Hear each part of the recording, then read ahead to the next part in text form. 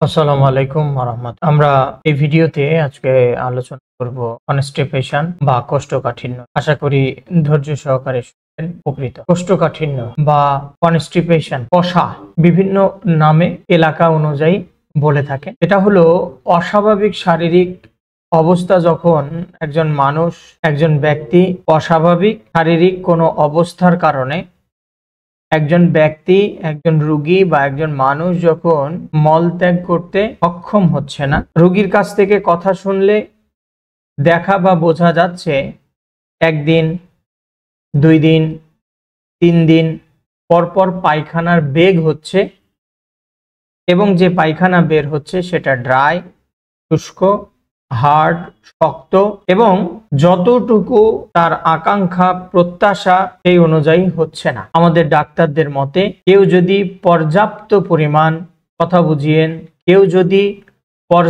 পরিমাণ আঁশযুক্ত, ফাইবারযুক্ত খাবার খাওয়ার পরেও প্রতি সপ্তাহে 3 বারের কম পায়খানা হয়, তখনই বা ওই অবস্থাকে আমরা কনস্টিপেশন বলে থাকি বা বলা হয়। এ অবস্থায় পায়খানা দীর্ঘক্ষণ সময় রোগীকে বসে খোদ দিয়ে পায়খানা ক্লিয়ার করতে হয় বা পেট পরিষ্কার করতে। তাহলে জানলেন যে কনস্টিপেশন কি। এখন এই কনস্টিপেশন বা কোষ্ঠকাঠিন্যর কারণ কি? 1 নাম্বার যেটা আমি কারণ বলবো সেটা হচ্ছে খাবার দাবারের কারণে। আমরা পর্যাপ্ত পরিমাণ শাকসবজি খাই না, আমরা পর্যাপ্ত পরিমাণ আঁশযুক্ত খাবার খাই না।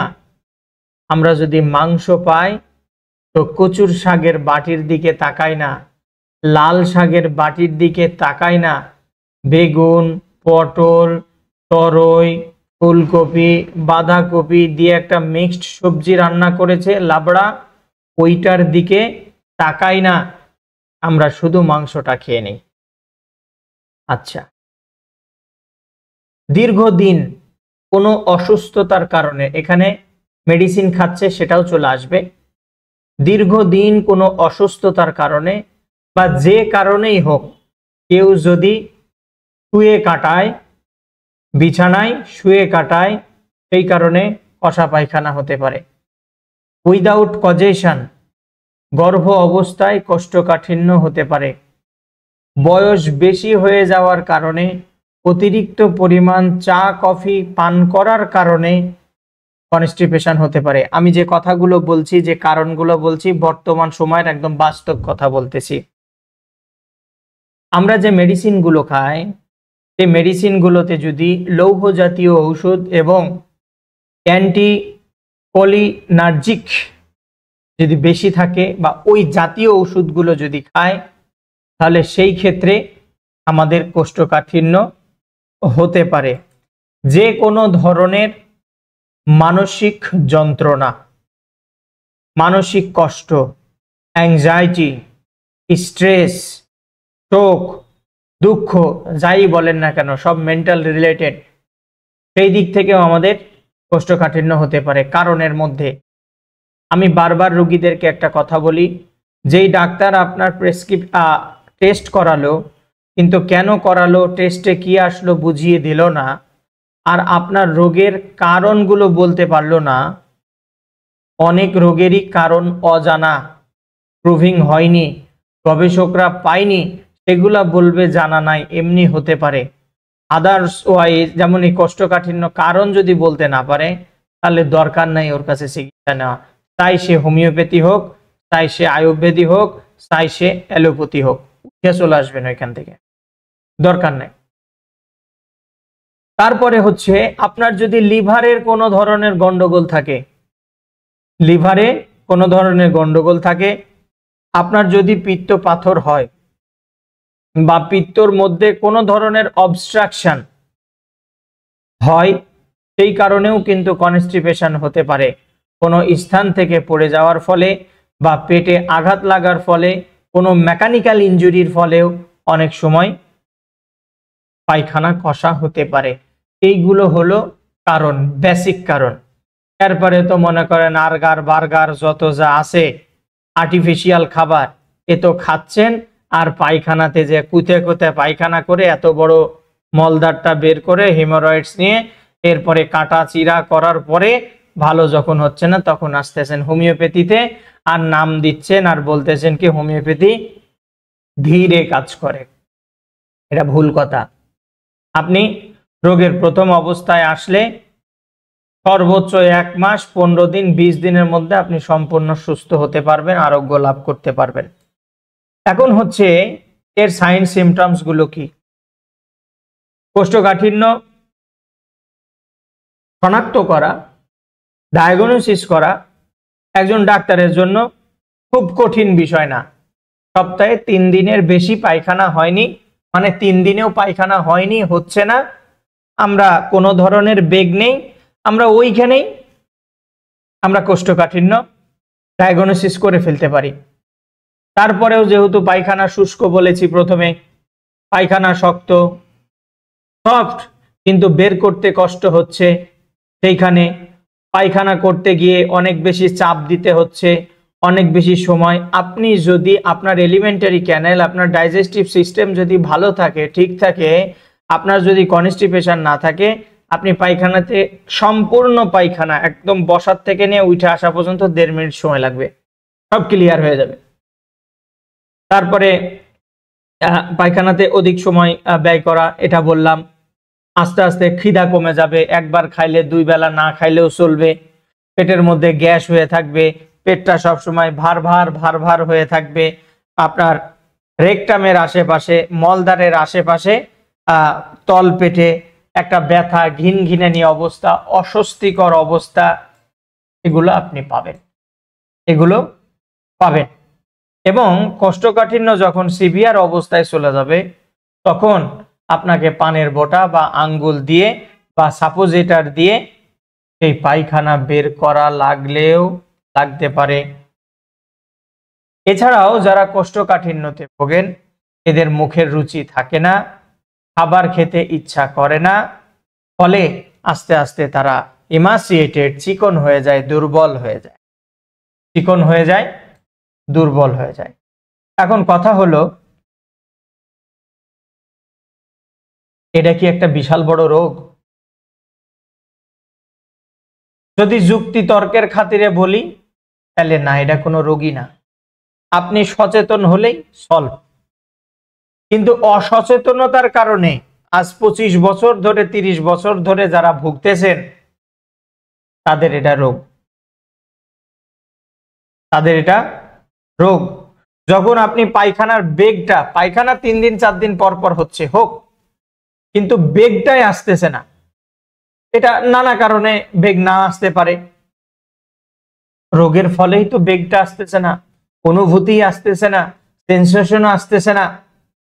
কোনো কারণ ছাড়া যদি বা যখন 1 দিনের বেশি পায়খানা হয় না, মলটা খুব শুকনো হয়ে যায় বা শক্ত হয়ে যায়, যেটা সহজে বের করা সম্ভব না, আমরা তাকে কষা পায়খানা বলছি। আমার স্বাভাবিক জীবনে যদি এটা চলাচল করতে ব্যাঘাত ঘটায় তাহলে আমি বলবো এটা কোনো না কোনো একটা কি কমপ্লেন, রোগ বলতে পারি, ডিসঅর্ডার বলতে পারি, ইত্যাদি ইত্যাদি। এখন কথা হচ্ছে এইটা ভালো করার উপায় কি? আমরা কনস্টিপেশন কি জানলাম, কারণ কি জানলাম, উপসর্গগুলো জানলাম, ভালো করা কি? কোষ্ঠকাঠিন্য থেকে রেহাই লাভের উদ্দেশ্যে আমি দেখি অনেকেই পায়খানা নরম করার ঔষধ, যেগুলার মধ্যে ল্যাক্সেটিভ ব্যবহার করা হয় বা ব্যবহারকৃত ওষুধগুলো খেয়ে থাকেন। ওই যতক্ষণ খাবেন ততক্ষণই ঠিক, যদি ছেড়ে দিবেন আবার আগের অবস্থায় চলে যাবেন। অনেক রোগীরা বলে যে এটা লিখেছে অ্যাভোলাক চলবেই, এটাকে আমি সারা জীবন খাবো, কেন পায়খানা কষা হলো?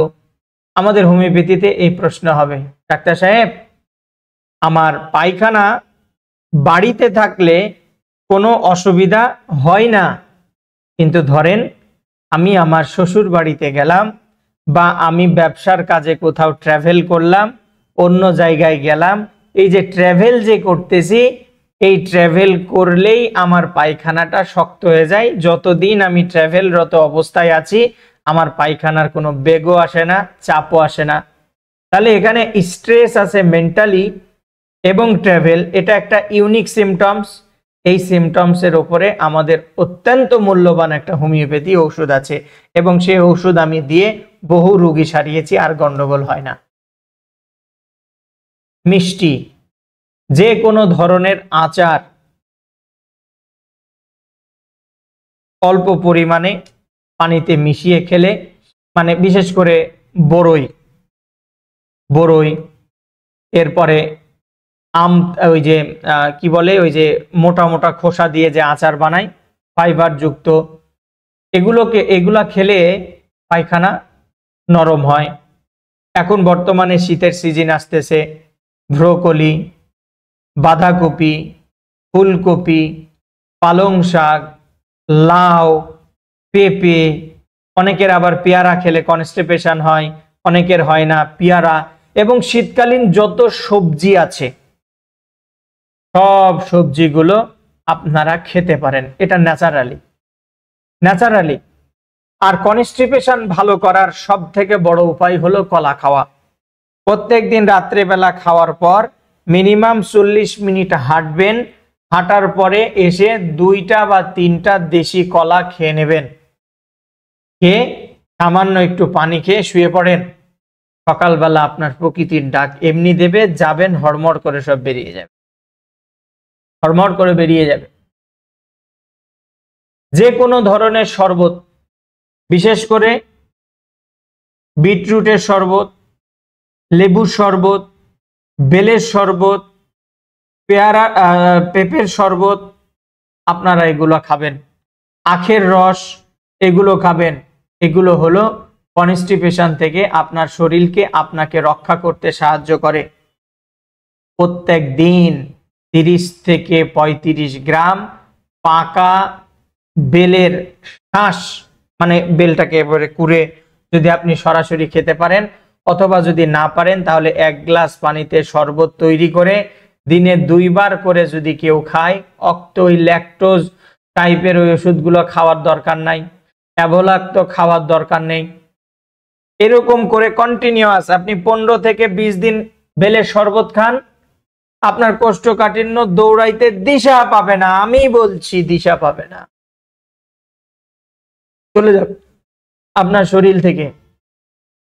দেখেন আমি প্রত্যেকটা রোগীকে বলি, এই যে রোগ নিয়ে আলোচনা করছি এখানেও বলছি, আপনি কি হোমিওপ্যাথি, অ্যালোপ্যাথি, আয়ুর্বেদিক যার কাছে যান না কেন, আপনি যদি সচেতন না হন, এখন ঔষধ খেয়ে ওই যে মাছকে যেমন বাড়িতে পানিতে এনে বালতিতে জিয়ায় রাখেন, শিং মাছকে, ঠিক ঔষধ খেয়ে আপনি ওরকম জিয়ায় থাকবেন, আপনি সুস্থ হবেন না, আপনি সুস্থ হবেন না।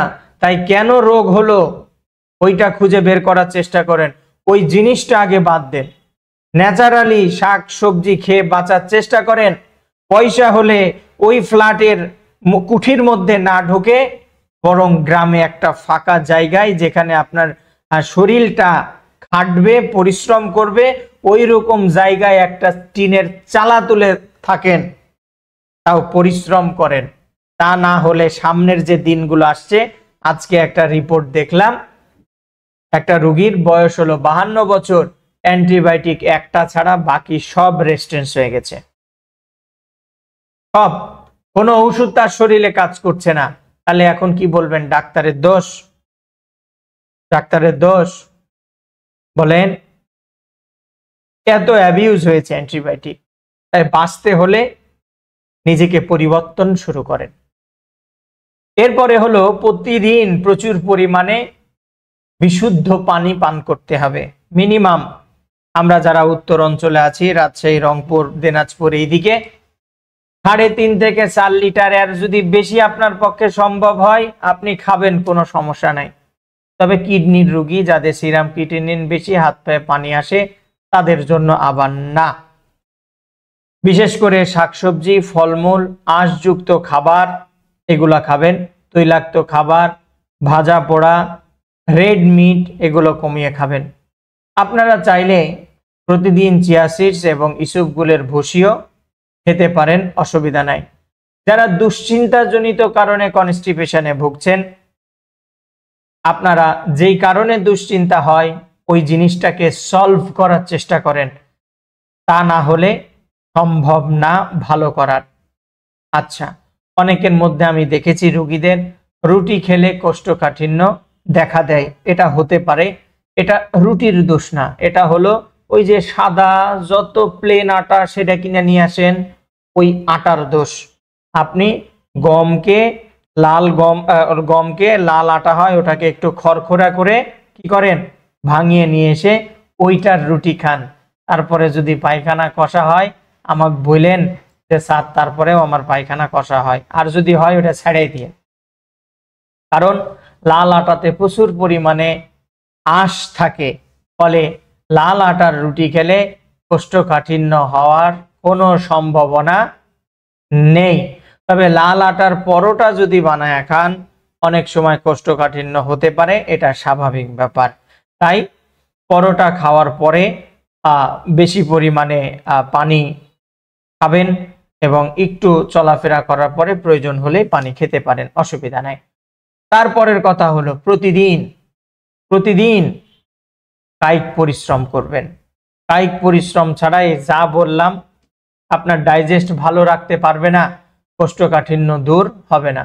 কিছুদিন আগে আমার এক পরিচিত একজন বলছিল, আমি যখনই শহরে চলে আসি তখনই আমার পায়খানা কষা হয়ে যায়, কিন্তু বৃহস্পতিবারের দিন বিকালে শুক্রবার পর্যন্ত যে আমি আমার গ্রামে থাকছি বা শনিবার পর্যন্ত আমার পায়খানাতে কোনো প্রবলেম নেই, দিব্যি ন্যাচারালি পায়খানা হচ্ছে। কিন্তু শহরে আসলেই আমাকে সোনা পাতা, তো ইসবগুলের ভুসি, তো এগুলো আমাকে খেতেই হয়। তাহলে ওর অবস্থাটা, এই যে আমার রিলেটিভের অবস্থাটা কি, উনি নিজেই বুঝতে পারতেছে এখানে প্রবলেম ওখানে নেই। আপনিও এভাবে বোঝার চেষ্টা করেন, স্থান পরিবর্তন করেন, মানিয়ে নেওয়ার চেষ্টা করেন, তাইলেই হবে। যদি কোষ্ঠকাঠিন্যর পাশাপাশি পায়খানার আগে কিংবা পরে দেখেন যে রক্ত আসছে অথবা পায়খানার সঙ্গেই রক্ত লেগে আছে, এরকম ক্ষেত্রে অতি দ্রুত একজন অভিজ্ঞ হোমিওপ্যাথি ডাক্তারের কাছে গিয়ে আপনি যোগাযোগ করবেন, এতে সে বিষয়টা সলভ করে দিতে পারবে। এবার আমরা আসি চিকিৎসা কি, কোষ্ঠকাঠিন্যর চিকিৎসা কি। কথা হচ্ছে চিকিৎসা, হোমিওপ্যাথি চিকিৎসা বলবো। হোমিওপ্যাথি চিকিৎসা হলো সিমটমস অনুযায়ী কি কারণে হচ্ছে। যেমন কিছুক্ষণ আগেই একটা উপমা দিলাম যে রুগীটা ট্রাভেল করলে, স্থান পরিবর্তন করলে তার পায়খানা কষা হচ্ছে, কনস্টিপেশনের প্রবলেম হচ্ছে, এটা একটা ইউনিক সিমটমস। আমাদের হোমিওপ্যাথিতে এই রকম ইউনিক সিমটমসগুলো আমরা খুঁজে থাকি, আমরা খুঁজে তার উপরে আমরা চিকিৎসা দিয়ে থাকি। বুঝতে পেরেছেন? চিকিৎসার মধ্যে হলো প্রথম কথা, আমাদের কাছে যখন চিকিৎসা নিতে আসবেন তখন আমরা কারণ অনুসন্ধান করব, কি কারণে হচ্ছে, কোন সময়টায় হচ্ছে। প্রতিদিন নির্দিষ্ট একটা সময়ে যে পায়খানা হতো, সে অভ্যাসটা কবে থেকে পরিবর্তন হয়েছে, আপনি আঁশযুক্ত খাবার খাওয়া সত্ত্বেও হচ্ছে কিনা, আপনি ব্যায়াম করছেন তারপরেও হচ্ছে কিনা, বা আপনি ব্যায়াম করেন না, ম্যাক্সিমাম সময় আপনি কি থাকেন, শুয়ে বসে থাকেন, বৃদ্ধ মানুষটার হচ্ছে কিনা, প্রেগনেন্সি পিরিয়ডে হচ্ছে কিনা। এইভাবে আমরা কারণ, লক্ষণ এবং উপসর্গগুলো খোঁজার চেষ্টা করব। খোঁজার পরে আমরা আপনাকে একটা, দুটো বা তিনটা, 1 বোতল, 2 বোতল বা 3 বোতল আমরা ওষুধ পারি। তার সঙ্গে ওষুধগুলোর সঙ্গে যেইগুলো বললাম, ন্যাচারাল খাবার, ইসবগুলের ভুসি, কলা, বেলের শরবত, এগুলো আপনারা খাবেন।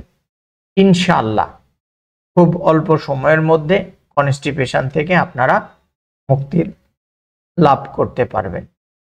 পরিশেষে কথা বলতে চাই, যেমন ডাক্তারের বিনা পরামর্শে অ্যান্টিবায়োটিক খাওয়া উচিত নয়, ঠিক তেমনি ডাক্তারের বিনা পরামর্শে অনলাইন ঘেটে সোশ্যাল মিডিয়া দেখে কখনোই কোনো হোমিওপ্যাথি ঔষধ আপনারা খাবেন না।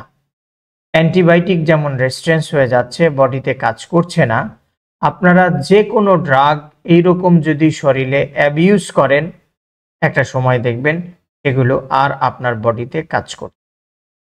আপনার শরীর, আপনার জীবন আপনারই সব। তাই অবশ্যই একজন অভিজ্ঞ ডাক্তারের সঙ্গে পরামর্শ করে সব সময় চিকিৎসা নেওয়ার চেষ্টা করবেন। আজ এখানেই রাখছি। নেক্সট ভিডিওতে নতুন কোনো রোগ নিয়ে আবারও আলোচনা হবে। আশা করি এই সম্পূর্ণ ভিডিওটা আপনাদের ভালো লেগেছে। যদি ভালো লাগে অবশ্যই একটা কমেন্টস করে জানাবেন এবং ভিডিওটা শেয়ার করবেন। আল্লাহ হাফেজ।